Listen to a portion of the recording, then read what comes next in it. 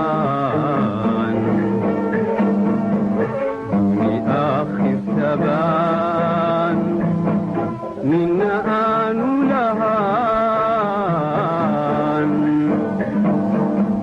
دخل قيزان وأيام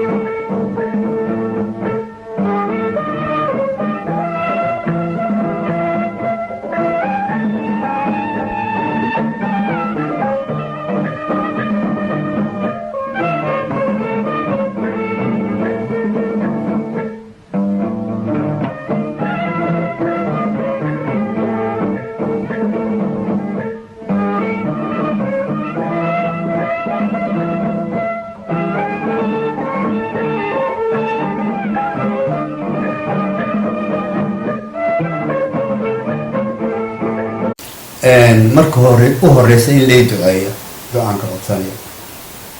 mar labaadka waxaan ka codsanaya shacabka Soomaaliyeed waxaan ka codsanaya fanaankiini baana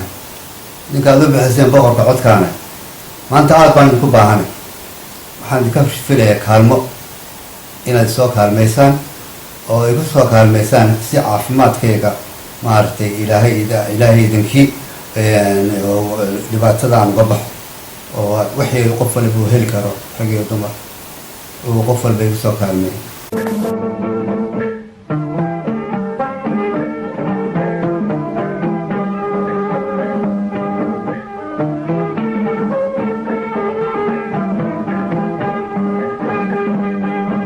وأرور السمان في يوم المؤذكان وأرور السمان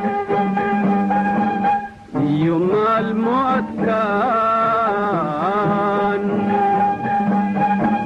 در أروس نيان در ناس تقيان وأيام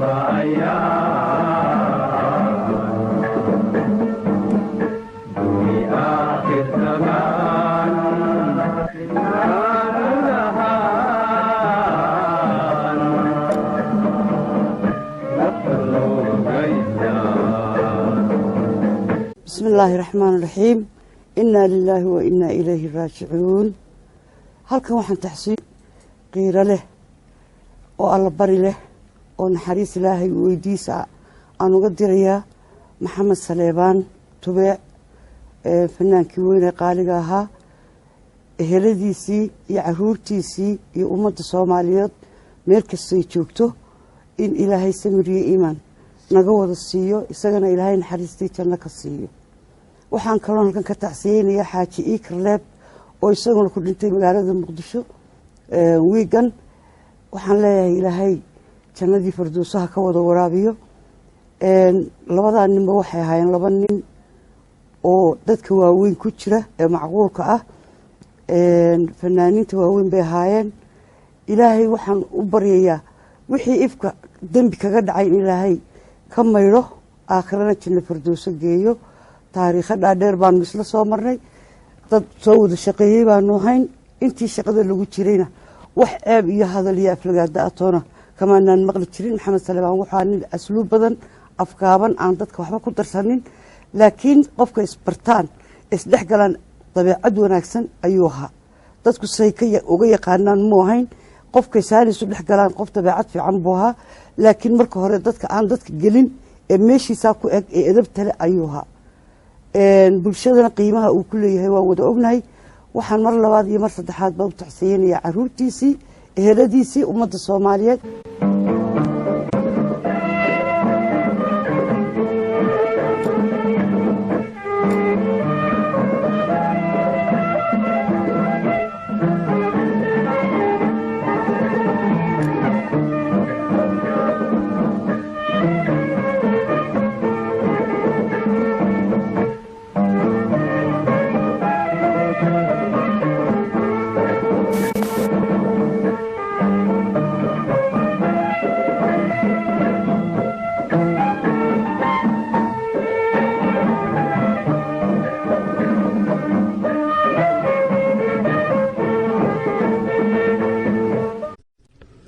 بسم الله الرحمن الرحيم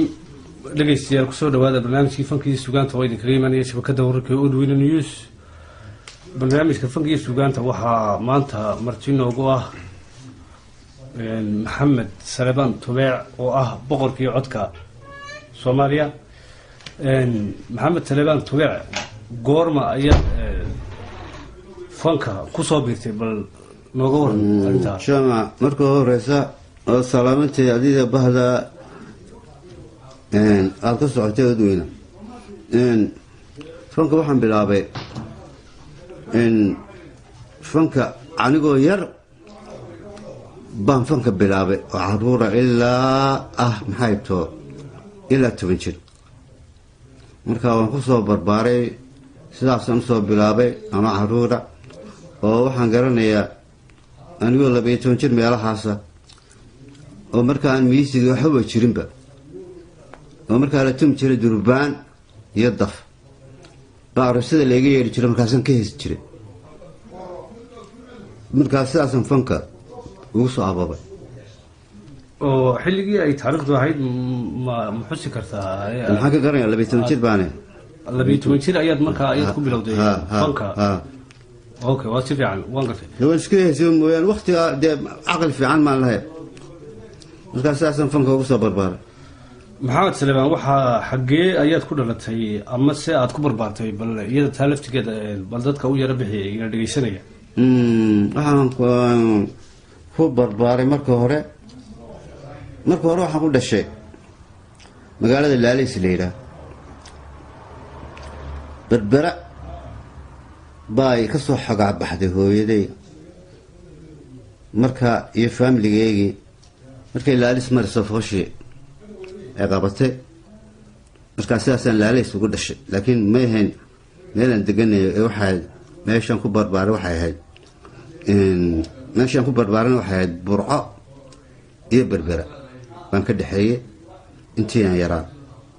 labada marka Berbera ay kuleelka tahay waqtiga kuleelka Burcaan tagi jirtay marka waqtiga qabowtayna Berbera isaguna jaamaca waxa weeye qof bay Ilaahay maartay waxba ku hanuuniyaa hibo siiya aniga fanka markaan soo galay waxaan joogay aan ka bilaabay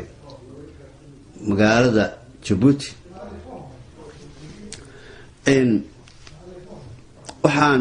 markiiba aan noqday nin maxay too fanaan loo ictiraafsan yahayo codkiisu uu heer sare yahay marka halkaasaan ka bilaabay fanka idaacadda Djibouti baan ka bilaabay kabacdi waxaad soo wareegtay Hargeysa muddaan ku jiray idaacadda Djibouti aan kaaga horreeyay markii hore walaalkay baa idaacadda Hargeysa iyo Djibouti bay iga horreeyay marka isagoo Djibouti jooga baa lagu yiri idaacadda Djibouti gal markaasaan walaalkay baa ku jiro ma galiyo markii dambe uu dhoofay oo cadan qabtay baan idaacadda Djibouti gal marka muddeer baan ka shaqeynay idaacadda Djibouti markii dambe niman saaxiibada oo dhalinyaro codkayga jecel bayriiniyo markaana Djibouti Faransiiska haystay oo waxay ku jirtay gacanta Faransiiska marka niman dhalinyaro aan isku codkayga maqalay bayri tag idaacadda Hargeysa iyo halkaas kaga tago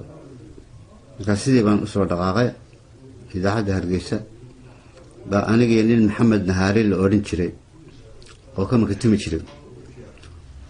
fiilin kan ala badan buu timi jiray waa ka soo baxnay Djibouti ninka Maxamed Nahaari marka walaashii waxa qabi jiray ninka guroon jira leeyahay oo Allah uu naxariisto ka dhimatay carruur dhashay gurigii waxaan ku degnay guroon jiray Maxamed Saciid baan ku degnay saasan dootan Hargeysa kontoriyo todobadii dhexdiisa waa si wanaagsan maxaad ka xusi kartaa riwaayadii kuugu horeysay ee aad ka qayb gasho ama aad actor kii matalay ka mid noqoto riwaayada yaa sameeyay aad ka xusi kartaa sayyaa kula jiray fanaaniintii kula jirtay kula matalaysay aad ka xusi kartaa badan aanu maan geli jirin riwaayada shaqooyin fara badan baan lahaa oo aniga ii khaasa marka riwaayada badan aan geli jirin waa ka baxsan jiray laakiin riwaayadan matalay aan ka qayb gal waa wax yar baa ahayn laba saddex baa ahayn iyo midaan sameeyey waxaa ka mid ahayd aabbahay ka samray adiga cusmaan maxamed iyo magooliya baa igula jiray iyo fanaanin badan waxaa ka mid ahayd jacayl boob uma baahnaa ka mid ahayd waxaa ka mid ahayd riwaayada anigu sameeyo isaseegii jacaylka la ohan jiray iyo qaar ka horeeyo intii aan ku jirnay maxay too gacanta ingiriiska dhinacan somalilan aan ka qayb galay way jiraan marka riwaayadaan sameeyey intaas bay intaa kabay badneen badanaa shaqooyin badan baa iska lahaayo waxaana jeclaa in riwaayada film laga dhigaan jeclaayo inta film laga dhiga la turjumo afaf kale lagu turjumo afafkan ama ingiriiska ha noqdo ama talyaaniga adoo afafka adduunyada isticmaalo baan jeclaan jiray in laga dhigo film baan jeclaan jiray marka sidii umay dhici jireen riwaayada waa la qaadi jiro bil iyo 2 bilood baa la maqnaan jiro habeenba meel loo hoyin jiro marka ani shaqooyin badan baan iska lahaaba marka sidaas riwaayada okay marka waxaad leedahay riwaayada waxaad jeclayd in afafka kale si ay dadka kale u bartaan dhaqanka Soomaalida iyo adduunka oo dhan baa lacag laga soo helaa lacag adiga laga soo helaa hadii film laga dhigo lagu matalo lagu bedelo afkii ingiriisigii faransiiskii talyaanigii way riwaayadeen aad bay marti badan bay lahaay markaasi waxaa kale adduunka ka mid ah marka dadku si aan u fahamsanay inaan u fahamsanin baa laga yaabaa laakiin de wax ka maqan ma jirin film waa laga dhigi karaa fardaynu leenahay buubiyaal baynu leenahay buuraynu leenahay in dadkii tababar siiyo marka film laga sameeyo waa easy bay ahayd laakiin laguma dhaqaaqi jirin wataa maxaa u sabab habad ma maxamed salbaan wallahi waxa u sababahay de waxaan u maleynayaa in waxa de nimanka maalifiinta markaa sameyn jiray riwaayadaha sameyn jiray aan kulleyba waxaan qabaa ra'yi maxay tahay inaan laga fikirin bataa laakiin iyaga la su'aali karaa bal waxa uu sameyn waaye waa si wanaagsan waxaad nooga wartaa hees waxaad qaadaa la yiraahdo xasawihida milyuun hibal siistaa bal qisadii ay ku timi heestaasi bal iyadana dhageystayaasha bal wax uga taabo liibo waxay maxay too anigoo markaa burco joogay ahayd magaalada burco waxaan wadanay aniga nin kaloo saaxiibka waxa wadan leedahay loobar marka aan ku mareynay magaalada burco markii dambe waxaan doonaynaa xaggaayo inaan webiga ka talowno dooxana waxaa ka socday roob baa ka socday daad markaasaa gabadh aada u qurux badan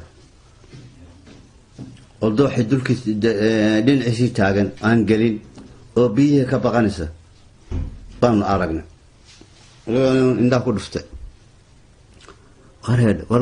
gabadhii waxay isqabtay biyihii iyo quruxdeedii aan hadda tilmaami karin quruxdeeda waxaan ku tilmaaman karmaya aada bay qurux badneen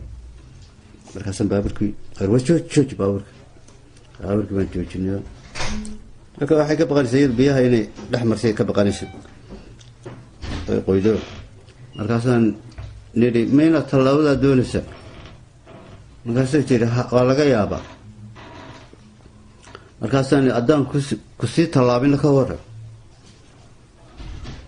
yaa biyahan intaa dhex mari lahayd way nagu soo yeelo socotay daaqadii baan ka furay markiiba iyadoona aniga iga furaba dhinacaas anii darawalkiisa ugu durugnayo darawalkii ma dusha uga baxa gabadha quruxdeedii xaggaa darawalkii waar maxaa kugu dhacay waa adiga ciriiri baad gelisay war ciriiriga waa laisku wada hayaa ee adkayso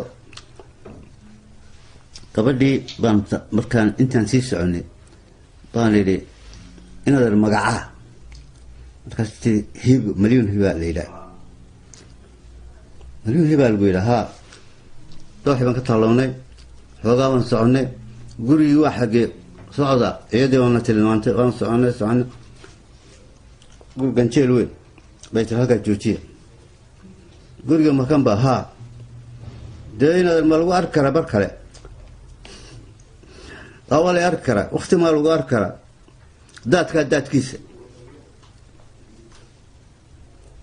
daadkiisa la arki karaa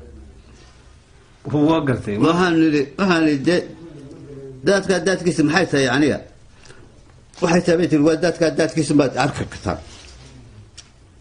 shawrkay markaan su-aasha ku celiyey ee halkii ka bixi weyday daadkiisa baan dawaayaha tusan noole kulante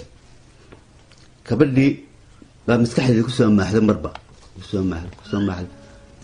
markaasaan heestan ka sameeyey la yidhaahdo milyuun hiba la siista markaa heesta adiga midhaheedii laxanka waxaa lahaa midhaha in maradoon la yidhaha lahaa aniguna waxaan lahaa laxankii michigan lahaa markaa isagu ninka abwaanka wuxuu joogay burco miyaa mise markaa wuxuu joogay burco okay nin reer burca buu ahaa magu soo gaadhi wuxuu ka yimi magaalo kale xaggan kisway ku yimi markaa miyaa anigu qudheedu xaggaasan ka yimid markaas oo waxaan soo gaadhin xaggan baan soo gaadhin labadeedaba burco maxamed salawaad intaad ku qiyaasi kartaa heesaha aada qaado ama riwaayadihii aada ka qayb gashay ee aada dhigtay wallaahi waxa weeye tirakoob horta kumaan samaynin laakiin waa badanyihin ugu yaraan waxaan ku qiyaasi karaa waxaan garanayaa ilaa 70 heesood intaan mar kaban ku tumay fadhi qaaca anagoo fadhina aan intaan mar tumay aan dib ugu noqon baan garanayaa marka laakiin tirakoob kumaan samaynin waa badanyihin heeso laakiin nin heese caadi u soo baxaan riwaayad ka soo bixin ninka ugu badnaa baan hay anu heese caadi u soo baxaan riwaayad ka soo bixin anaa ugu heese badnaa okay waa si fiican heesaha gatiibaad ugu jeceshay ama aad odhan lahayd hala dhegeysto maanta aad dadka aad u dalbilay heesahay waa badan yihiin sidaad ogtay anu ma kala jeceli laakiin haddaad tiraa wartaanoo bal noogu dhawaaq maxamed oo ku dhawaaqaya laakiin anu ma kala jeceli heesahay bal heestan imika aynu hadalhaynay milyuun hiba la siistaa bal iyadoo imika aanad bal dadka yara maqashii adigoo ku yaro luuqeynaya abka luuqunta heesaha hanaanka iyo laafiya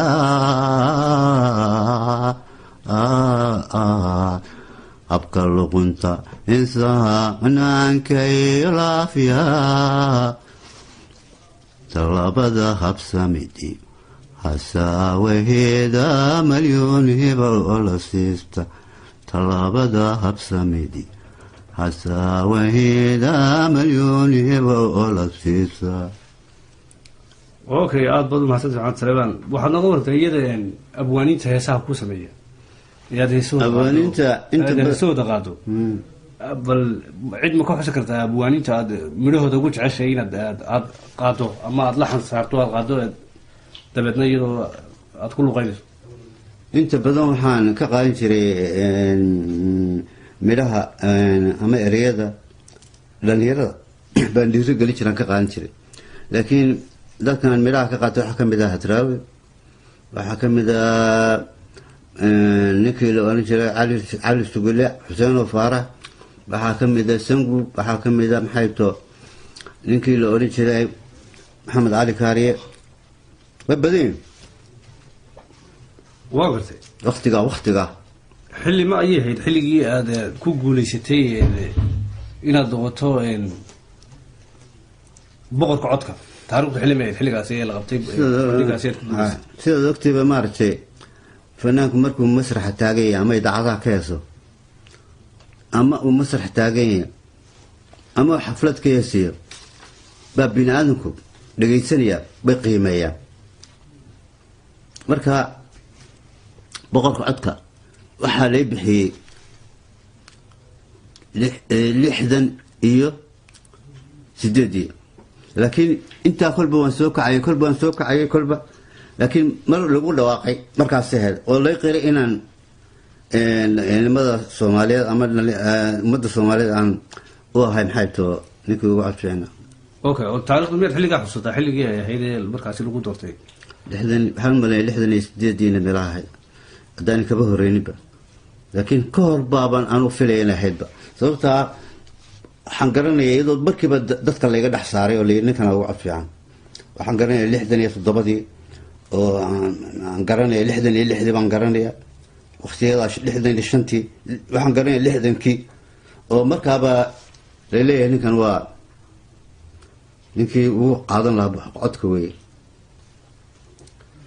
ma dhegeysataa heesaha adigu maxamed salebaan ama fanaanadee ama fanaankee ayaad ugu jeceshay inaad dhegeysato markaad adigu dhegeysanayso muusiga ama heesaha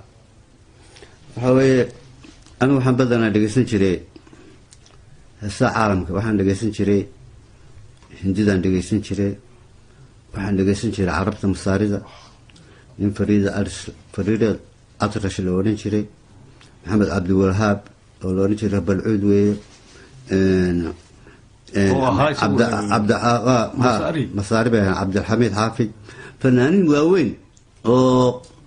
dalalkay ka tirsan yihiin ka ahaa fanaaniin waaweyn baan dhegeysan jiray waxaan dhegeysan jiray oo kale carabta kale waan dhegeysan jiray ama ahaata yamanta ama waxaan yani suudaantan aada u dhegeysan jiray xagga soomaalida iyaga yaad soomaalida wallaahi anuu kolleyba waa la isu dhadhowaya mogta codkooda waa isu dhadhowaya laakiin anu ninkaan iswaran jiray waa codkiisa inta badan maba dhegeysan jiray waxaan jeclaan jiray de wax aniga iga hersaray inaan dhegeysta laakiin maxamed mooge baan iska yara markaan tira hees haddii igu soo baxdo baan ka dhegeysan jiray okay maxamed mooge fanka waa isku soo gaadheen markaa aada iyo aad waan isku soo gaadhnay maxamed mooge xilligii aad hargeysa kusoo noqotay aad isku soo gaadhnay maxamed mooge muqdishona ku kulanay hargeysana ku kulanay marka isagu miyuu ka tirsanaa kooxdii aad ka tirsanayd walaalaha hargeysa markii hore maya markii hore macalin buu ahaa siduu macalinka ahaa buu soo galay fanka laakiin kama tirsanin walaalaha hargeysa ka dambeeyey maxamed salebaan tabac maxaad u sheegaysaa dhalinyarada ama fanaaniinta cusub ee kusoo biiraya fanka maxaad u sheegi lahayd maanta fanku markii hore qiimo weyn buu lahaa waqtiyada qaarkood aan dowladda ahayn laakiin waxaad moodaa iminka inuu hoos u dhacaad moodaa boqolkiiba 95 u dhacay waxaana ugu wacan dadka hadda soo baxa ugu wacan maxay ugu wacan yihiin qofka soo baxaya wuu noo iman jiray fanaaniintii soo dhexgeli jiray wuuna baran jiray wuu nala fadhiisan jiray markaasaa kii codka sameeyana codka siin jiray kii midhaha sameeyana midhaha siin jiray sidaasu kusoo bixi jiray qofka kuwan inooma yimaadaan mana aragno mid baan maalin ku yiri war maad heesaa intaad dadka qaadaysaan noo timaadaan annaga heesaytiin layn maxaan ku falay maxaan kiska doonaba yiri qaar diyaara baan haysanaa marka kuwa diyaarkay sheegayeen yaa u sameeyay mise kuwa diyaarkooda kuwan idinku qaadaan casharada ka xafideen ha okay marka waxa fankii hoos buu dhacay waxaan u riday maxay too waxa keenaya heestii qof lahaa marka qof kala qaado sawir buu sameynaya qofkii buu sawir ku sameynaya waxa laga meel inuu uga kaado meel cid u eegi aad garanay codkiisana wuu ka tagayaa kii qofka lama maxay too ma gaarayo marka waxa fiican in qofku ku soo galo heeso uu isagu leeyahay qofkii fanaanka ama gabadhan noqdo ama ninna noqdana de meelka dhac baa lagu sameynaya ee fanka ugu horeeyay in wixii isagoon amar laga qaadan la qaado ma fiicna marka waxa leedahay waa xulshadii talaabadeedii tagtay takale waxay ku helayaan talaabadii nabiga gaari weyday maamaadii oo jirtay takale waxay ku helayaan ma jirto waxay ku helayaan ama faa'iido ama magac ama maxay too adduun ma jiro waxay ku helayaan okay maxamed salebaan waan gartay maxamed salebaan waxaan kula talin lahaa sheekadii waan ku jirnaa inay ninka doonaya inuu fanaan noqdo ama gabadha doonaysa inay fanaan noqoto inay iyadu waxay leedahay ku bilowdo hadday doonto marka hore ku barskarayso heestaa dadka laakiin intay isla soo taagto masraxayna tiraa 20 heestooda dadleeya baan qaadaya aan dadka u dhigaya waa farxunta hadda farxunta okay waan gartay maxamed salebaan waxaad ahayd nin ganacsada oo haddana fanaana sidee ayaad studio ayaad xamal ku lahayd sida igu maqaalaa markaa sidee ayaad labada shaqo aad isugu waday sida ogtayba fanku waa iska shaqo maxay too looranaya qofka xagaad ku maqnaadiyo buuggan saxiixiyo meesha tiyaatarka iska tegi jirna sidaan joogjoogna iska soo bixi jirna marka studio ahna waan lahaa baabuur baan lahaa guryo badan baan ku lahaa muqdisho oo imika qudheeda iga dhisan alxamdulilah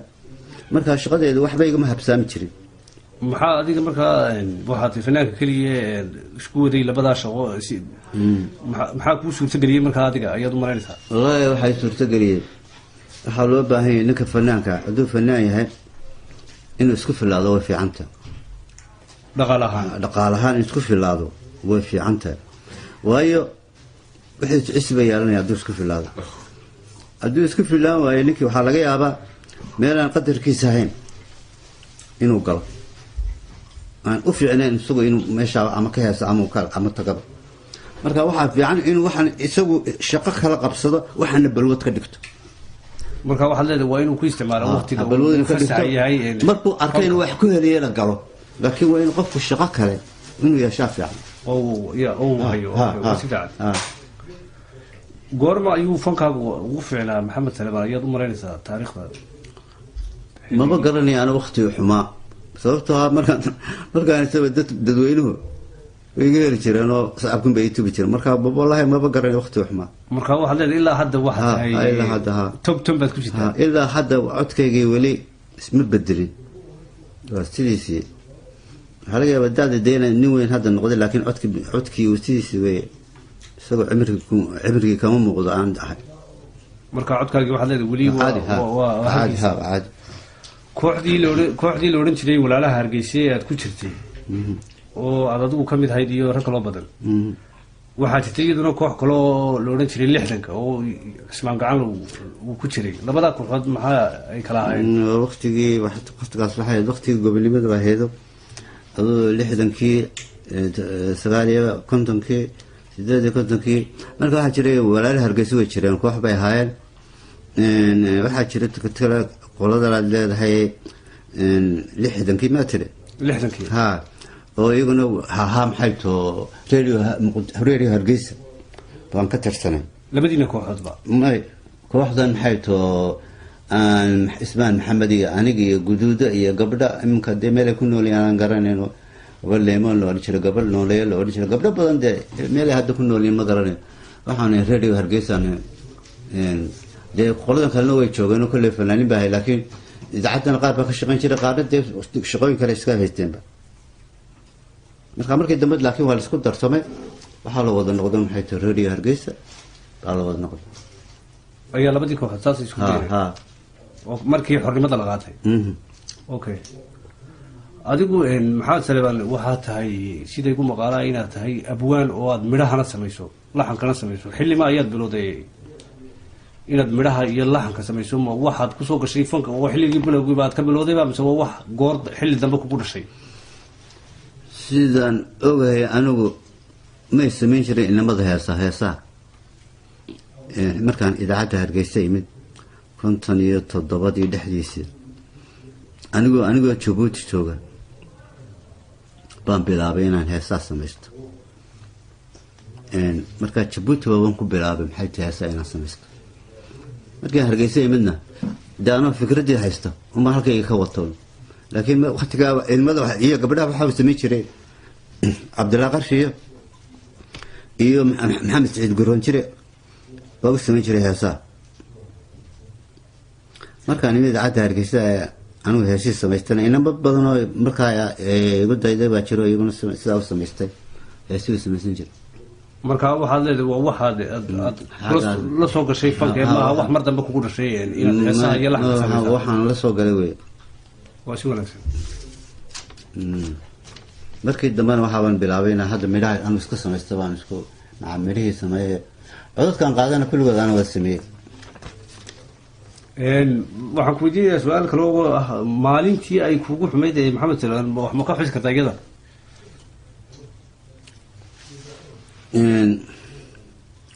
maalintii ay ugu xumayd kama sheekeyn karo runtii maalmo isxumi way soo mareen laakiin waxaa ka badnay inta wanaagsan baa ka badnay marka waqtigaa kama sheekeyn karo hadda okay bal maalmahaagii wanaagsanaa haddaba nooga sheekay iyaga maalmahayga wanaagsanaa waa maalmihii soo maray aan maxay too mar walba waan sii dalici jiray daraja ay kordhi jirtay codkaygu sii macaanaan jiray dadweyne way sii jeclaan jireen dee waa kuwa dadweyne anigoo maqan aan la joogin iyagoo ku nool adduunyada dacaladeeda meel kasta ii doortay boqorkii codka ma odhan anigu iga dhiga boqorkii codka iyaga i bixiyey marka miyaad maqanayd adigu markan lagu doortay farxad ku weyn ma jirta taa adigoo maqan baa lagu doortay marka miyaa nin reer Jabuuti wuxuu igu yiri Maxamed Salawaano waxa kaliya Soomaalida isku raaxsantay aanay isku khilaafeen waa adiga magacaaga inaad tahay boqorkii cod ha wasi wanaagsan waxaan ku diinayaa su'aashii ugu dambeysay Maxamed Salawaan Tubeec oo maanta martii noogu ah 10kii bishii 7 ee 2012 mareegtada Odweyne News waxaana inoo soo diyaariyay wariyaha anigoo ah wariyaha shabakada wararka Odweyne News ee magaalada Oslo fanka ma wadaysaa baad u mareynaysaa mise waad ka haraysaa hadda xilligan la joogo fanka markaan helo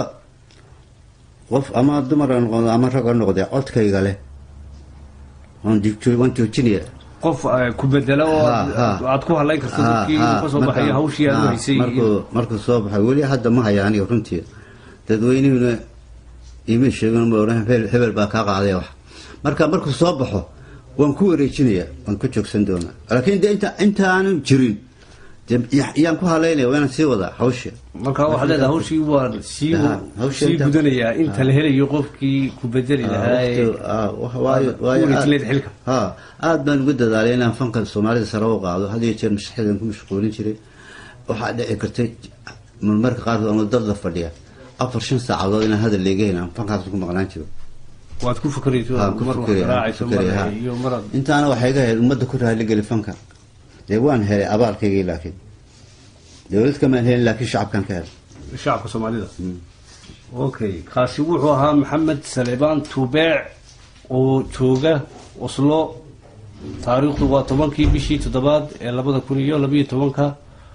wareysigan waxa qaaday anigoo ah Muuse Jaac Nuur wariyaha mareegtada Odweyne News ee magaalada Oslo waxaan leeyahay sidaas iyo nabadgelyo waxaan halkan doonayaa inaan ka salaamo jaamacan